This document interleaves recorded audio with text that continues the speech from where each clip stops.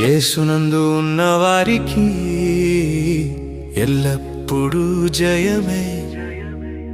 యేసునందు ఉన్న వారికి ఎల్లప్పుడూ జయమే.